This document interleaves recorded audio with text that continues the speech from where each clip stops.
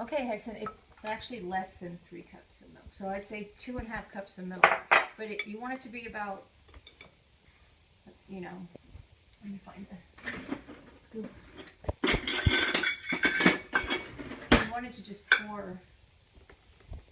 And then sometimes you have to keep adding milk even while you're cooking, so we'll see.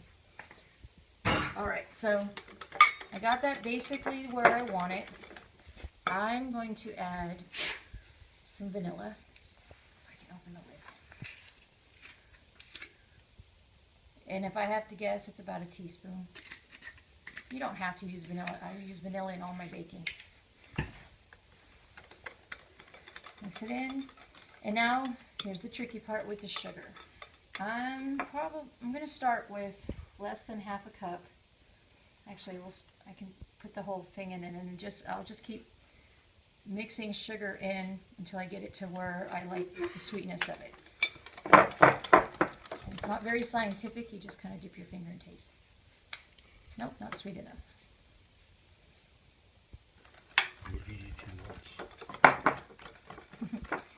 And then use a different finger so you don't have to constantly wash your hands.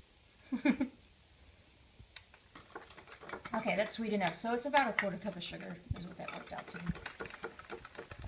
Okay, so now my pan is heating. You don't want it too hot, but I would say medium-high depending on your burner. You should already have cinnamon sugar ready. That's mixed to your taste. Anthony doesn't even like cinnamon, so I just use plain sugar with his. And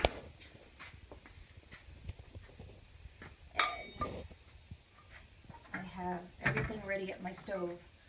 I use pan because I find that keeps everything from sticking, even though it is a non-stick pan. It still seems to like to stick.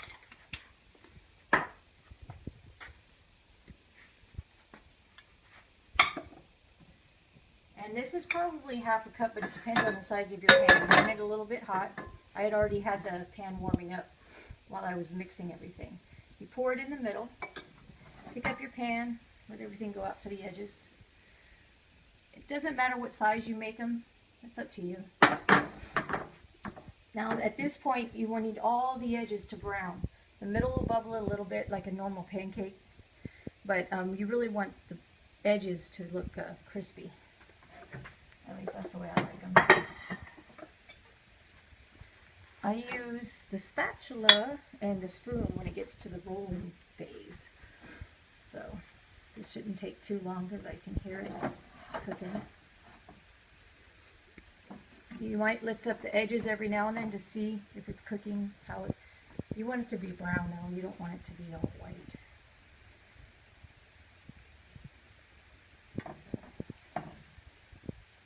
I'm sorry, this part's boring. When I have a lot of people here, I'll have 2 pans going at the same time because you can't seem to get them made fast enough. Huh? No backstory. No backstory. Okay, so it's almost there. You can see it's starting to get a little bit brown on the edges on some spots. I just want it a little bit more brown. And we're doing this in real time, so I'm sorry.